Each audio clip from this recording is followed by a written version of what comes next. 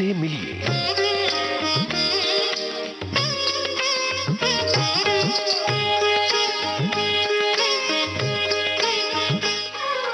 इनसे मिलिए। विविध भारती के स्टूडियो में आज हमारे साथ मौजूद हैं रवि झांकल, जो कि थिएटर, फिल्म और टीवी के अभिनेता हैं। इनसे बातचीत की है अमरकांत दुबे ने। आज सुनिए इस कार्यक्रम का पहला भाग। दोस्तों नमस्ते, मैं हूं अमरकांत। इनसे मिली प्रोग्राम में आप सभी का बहुत बहुत स्वागत है। आज विविध भारती के स्टूडियो में मैं स्वागत कर रहा हूं देश के जाने माने कलाकार, फिल्म और टेलीविजन के दमदार अभिनेता रवि झांकल का। रवि जी, बहुत बहुत स्वागत है आपका विविध भारती के इस खास प्रोग्राम इनसे मिलिए में। धन्यवाद दुबे जी।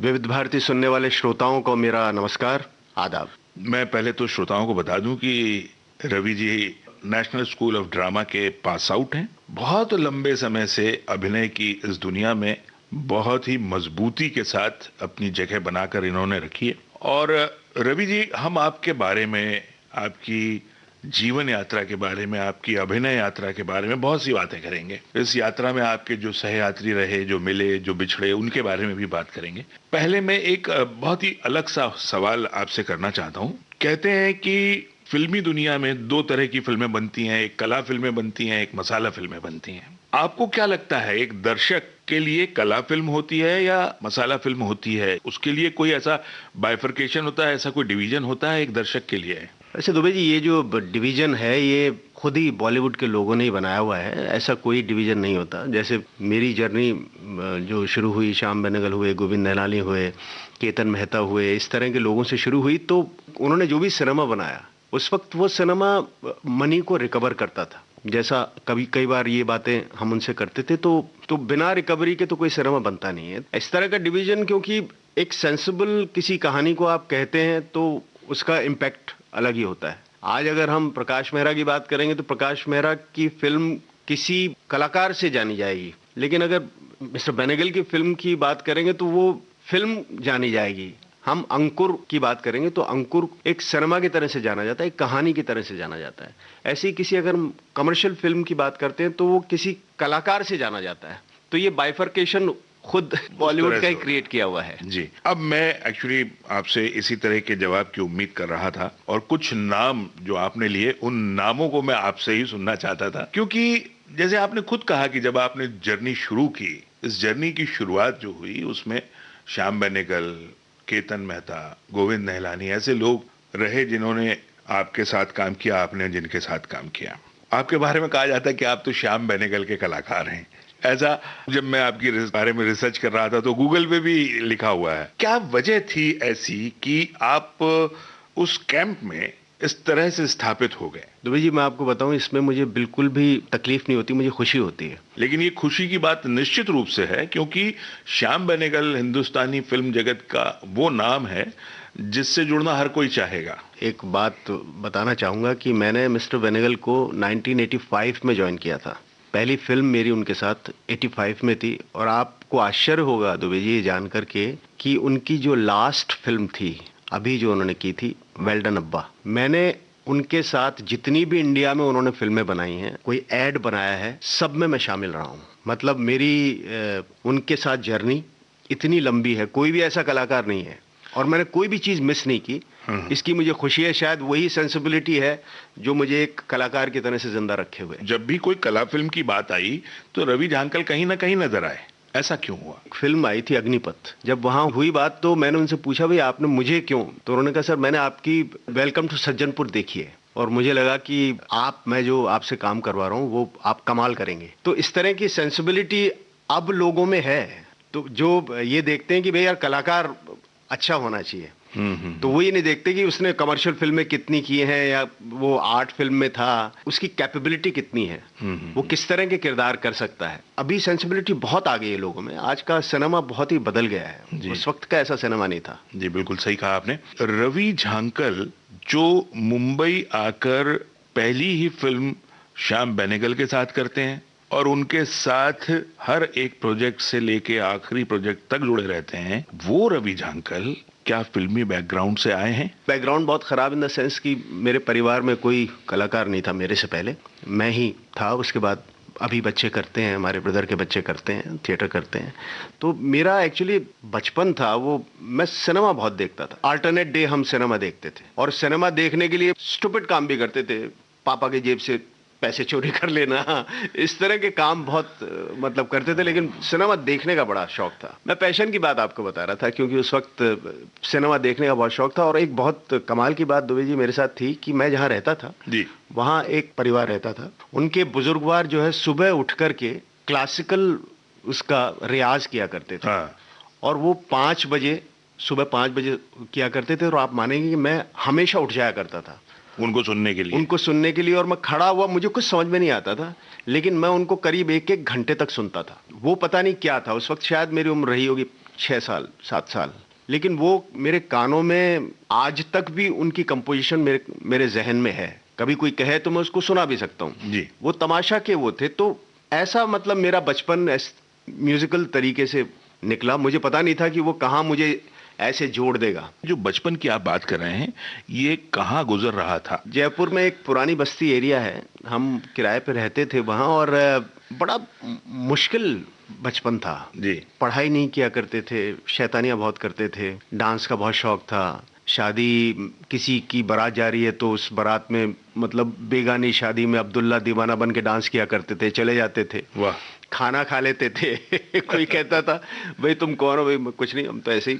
धीरे धीरे फिर मैं पार्टी की जान सा होने लगा। किसी की भी पार्टी हो, किसी के भी मतलब भाई के ब्रदर की, चाची की लड़की की, बहन की बर्थडे पार्टी में रवि झांकल को बुला लो। वहां जाता, समा बांधे, डांस करना और गाना गाना जी। और मैं बड़ी बेबाकी से ये काम किया करता था। आपके पिताजी ने कभी आपके इस काम को लेके कोई ऐतराज नहीं जताया कि इतने छोटेपन में आप इस तरह के काम करते थे? क्या करते थे आपके पिताजी? मेरे पिताजी कॉन्ट्रैक्टर थे, सरकारी मतलब उनके कॉन्ट्रैक्ट लिया करते थे। और वो जब तक मैं एनएसडी गया तब तक वो मुझे यही कहते रहे कि तू देखना, तू ढपली बजाएगा तू ट्रेन में खड़ा होकर ढपली बजाएगा। क्योंकि वो बॉम्बे उस वक्त आते जाते थे, उनके काम ऐसे थे कि उनको ट्रेन में बहुत आना जाना पड़ता था। हाँ। तो वो बिल्कुल मतलब मेरी इस विधा को बिल्कुल उन्होंने जो है रिजेक्ट किया हुआ था। हाँ। बहुत वक्त तक जी। और पूरी कोशिश की कि मैं ये काम ना करूं। क्योंकि उस वक्त शायद स्थितियां ऐसी थी कि उनको लगता था कि मेरा कमाना जरूरी है, परिवार बड़ा है और सपोर्ट होना जरूरी है। बड़े ब्रदर करते थे, मैं कुछ नहीं करता था क्योंकि मुझे इससे तो कोई आमदनी होती नहीं थी। तो बड़ी विकट स्थिति थी। लेकिन मुझे बड़ी खुशी इस बात की है कि जब मैं एनएसडी में एडमिशन मेरा हो गया और जब मैं पहली बार वहाँ आया अपने घर, मैं अपने पिताजी के लिए कपड़े लेके आया, उनको एक शॉल लेके आया उनके लिए। He was about to weep. उनको लगा कि फिर उन्होंने मुझे ये बात कही बाद में कि मैं गलत था, तुम सही थे। ये भी एक विधा है जिससे पेट भर सकता है और इज्जत का काम है। जी जी। बाद में उन्होंने ये बात मुझे कही भी। तो आप एनएसडी से पहले जैसे कि आप ये सारी चीजों में रम गए थे, तो पढ़ाई वगैरह आपने बाकायदा की या पढ़ाई से मन उचट गया था आपका? पढ़ाई से मेरा मन उचटा ही हुआ था लेकिन एक बार ऐसा इंसिडेंट हुआ कि मैं फर्स्ट ईयर में फेल हो गया। अच्छा। तो मेरे पिताजी ने पूछा क्या हुआ? मैंने कहा मैं फेल हो गया। बोले अब ये तेरे को आखिरी मौका है, अगर इसके बाद तू फेल हुआ तो तुझे मेरा काम करना पड़ेगा, कॉन्ट्रैक्टर बनना। हाँ, अगर किसी चीज से नफरत थी तो मुझे उनके काम से थी। तो मैंने इस चीज को मतलब अपना हथियार बनाया और मैंने जबरदस्त पढ़ाई पे मेरा कंसंट्रेशन रहा। ये काम भी करता रहा, लेकिन मैंने दोनों बहुत ही बखूबी निभाए। और मैंने पोस्ट ग्रेजुएशन किया, उसके बाद फिर मैं एनएसडी गया और वही दौर था पूरा, फर्स्ट ईयर से लेकर के पोस्ट ग्रेजुएशन तक का जो मैंने काम की, जर्नी मैंने की, उसमें मैंने दर्जनों प्लेस किए, मेजर उसमें पार्टिसिपेशन रहा। क्योंकि मैं हर बार अपने आप को प्रूव करता रहा। आज मैं अगर देखता हूं तो ऐसा क्यों हुआ मेरे साथ, क्योंकि हर नाटक में जब भी मैं करता था मुझे बहुत ही अच्छा रिसीव किया जाता था। कहते थे हाँ यार ये एक प्रतिभा आई है ये, जबकि मैंने शुरुआत मोनो एक्टिंग से की थी। जी जी जी। आपसे बातचीत के दौरान, मतलब इस इंटरव्यू से पहले जब हम बात कर रहे थे, आपने कहा कि आप रेडियो से भी जुड़े रहे हैं। तो क्या जयपुर में आप रेडियो से जुड़े रहे, विविध भारती या आकाशवाणी से? आकाशवाणी से बिल्कुल मैं जुड़ा रहा और मैंने आकाशवाणी में बहुत काम किया। मतलब मैंने युवावाणी में इतना काम किया, आप मानेंगे नहीं दुबे जी। तो मेरे एनएसडी जाने के बाद वो चीजें प्ले करते रहे उनको जैसे एनएसडी का जिक्र निकला है तो मैं ये जरूर पूछना चाहूंगा कि जयपुर में जब आप ये नाटक वगैरह कर रहे थे, कला से जुड़ गए थे, एनएसडी का ख्याल कैसे आया आपको? आपको क्यों लगा कि मुझे भाई बाकायदा एक ट्रेनिंग लेनी चाहिए, जबकि आपने जैसे बताया कि आपको बहुत अच्छे से लिया जाता था नाटकों में, तब तक तो इतना आदमी में गुरूर आ जाता है या कहीं ना कहीं एक ये आ जाता है कि यार मैं तो एक्टर हो गया हूँ। एनएसडी का ख्याल कैसे आया? दुबे जी, ये भी बड़ा एक इत्तेफाक है। शायद मेरी लाइफ जो मैं आज हूँ वो मैं भानु भारती की वजह से हूँ। भानु भारती मेरे गुरु हैं। वो उस वक्त एनएसडी से गोल्ड मेडलिस्ट होके निकले थे और हमारी यूनिवर्सिटी में उन्होंने एक इंस्टीट्यूट शुरू किया था, सर्टिफिकेट कोर्स 1 साल का जी। तो वो वहाँ पर आए थे, तो वो एक ऑर्गेनाइज्ड थिएटर करते थे। तो हम जब कॉलेज में थे तो हम उनके साथ जुड़ गए और एक ऑर्गेनाइज्ड थिएटर उनके साथ करने लग गए। तो लाइफ कैसे ऑर्गेनाइज हो सकती है, एक तो ये सीखा, और उन्होंने ही हमको ये सिखाया कि जो तुम काम करते हो तुम इसमें बहुत अच्छे हो, तुम एनएसडी जाओ। उन्होंने हमें ज्ञान दिया। उन्होंने कहा कि इससे आप अपनी रोजी रोटी भी कमा सकते हैं, ये प्रोफेशन आप इसको बना सकते हैं। तो उनकी गाइडेंस हमको मिली और सिस्टम उन्होंने हमको दिया, क्योंकि वो एक सिस्टम से निकले हुए थे। तो उनका कंट्रीब्यूशन मैं कभी नहीं भूल सकता। उनकी वजह से ही शायद जो भी मैं हूँ, क्योंकि अगर मैं एनएसडी नहीं जाता तो दुबे जी मैं कहीं नौकरी कर रहा होता। नहीं, लेकिन देखिए प्रोफेशन तो प्रोफेशन होता है और आपने साबित भी किया कि आपके गुरु हो या आप कहीं गलत नहीं थे। ऐसा लोग कहते हैं कि एक्टिंग सिखाई नहीं जा सकती, तो क्या एनएसडी में एक्टिंग सिखाई जाती है या एक एक्टर को तराशा जाता है? अभिनय इनहेरेंट होता है जी, आपके अंदर होता है, या तो होता है या नहीं होता है जी। जैसे मेरी डॉटर अभी यंग है, ग्रेजुएशन करके वो बोली कि मैंने कहा अभी क्या करना है बताओ बेटा। तो बोलती है कि पापा मुझे एक्टिंग करनी है। तो मैंने कहा मैंने तो आपको देखा नहीं एक्टिंग कैसे करती हैं आप, क्योंकि आपको पता होना चाहिए आप एक्ट कर सकते हैं नहीं कर सकते। सही बात। ये बड़ा दुर्भाग्य होता है, एक्टर को खुद को पता नहीं होता कि वो एक्ट कर सकता है नहीं कर सकता है, और कर सकता है तो क्या कर सकता है। फिर हमने उसको कहा नाटक करो, किया तो पता चला हाँ उसमें एक समझ है। समझ होना बहुत जरूरी है। तो हमारे अंदर समझ थी। एनएसडी जैसे इंस्टीट्यूट आपकी समझ को तराशते हैं और आपका विजन बड़ा करते हैं। हम एक छोटे से शहर से निकले हुए थे, एक बहुत ही सोच भी बहुत छोटी थी, बहुत लिमिटेड थी। वहाँ के जो लोग अच्छे नाटक करते थे उनको मानते थे वो बहुत बड़े हैं, लेकिन वहाँ जाकर के पता चला कि सब शून्य है, ये बहुत ही वास्ट मीडिया है।